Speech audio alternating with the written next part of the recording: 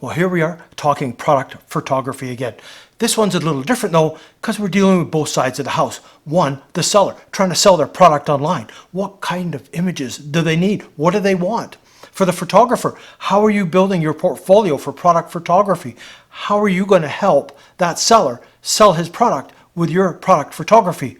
We're going to get in and discuss all that and have a look at some examples. So let's check it out.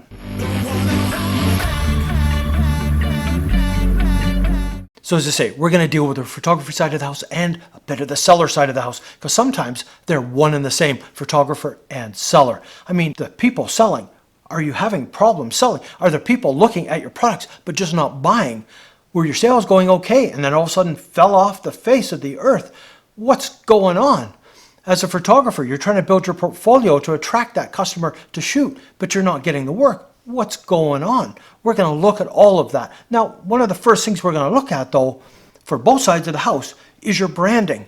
What is your branding? Have you defined your branding, your style? The other thing you want to look at is mood. Play on people's emotion will help sell your products because you're playing on their emotions. Hey, advertisers do it all the time. Why can't we? Now, one thing when you're building your portfolio or you have your online store is you need to be consistent. And what I mean by that is you need a fairly standard type of look.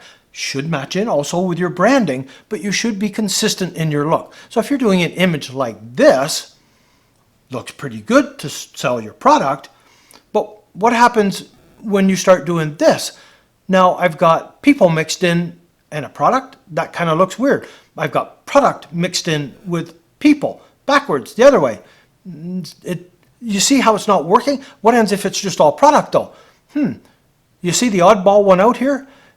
It makes a difference to people viewing your work, your portfolio, or your online store. Now, there's nothing wrong with having people, say, holding your product and having your product separately, but you kind of want to separate it. So for the photographer, you might want to create your portfolio with people selling your product, right?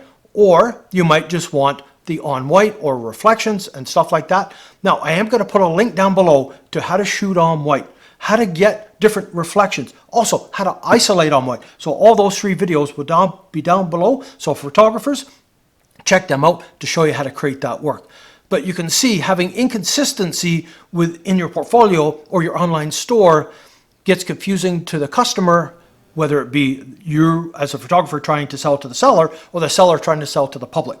Either way, you want to try and be consistent. You want to stick to your branding. You want to create the mood. You want to keep your color to match your branding. Consistency works. Like I say, photographers, you can definitely have a portfolio of people selling product. You can also have isolated products on white and some with reflections and stuff like that. You can create them, but you don't want to mix match them just like that example because it's very disorganized and distracting.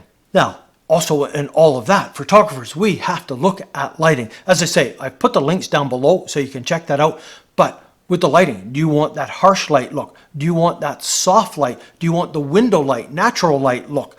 All that needs to be decided within your portfolio. You want to be able to show you have the ability to shoot all these different type things. So when that client comes to you, you can show them work.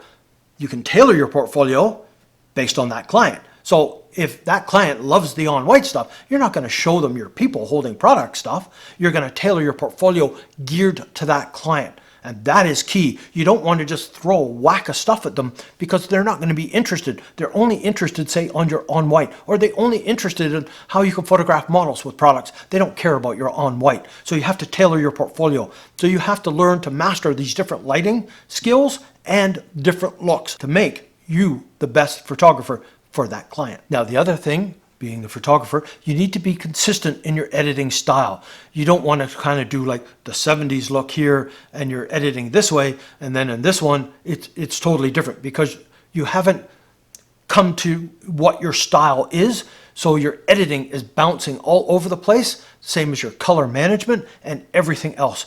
It all comes back to finding your style, your passion. What is it and how is it that you like your work to look? How are you going to stand out from the multitude of photographers that are out there? How are you going to attract that seller to you to be able to sell that product? As the person trying to sell the product, I, again, want to make sure that everything suits my proper branding, my look, my style. And you will find that your sales won't go down. They should go up because you're displaying the product cleanly, neatly, and it looks awesome. That's it. This is fairly short. It's something I see all the time, especially on some of the newer websites that I see popping up.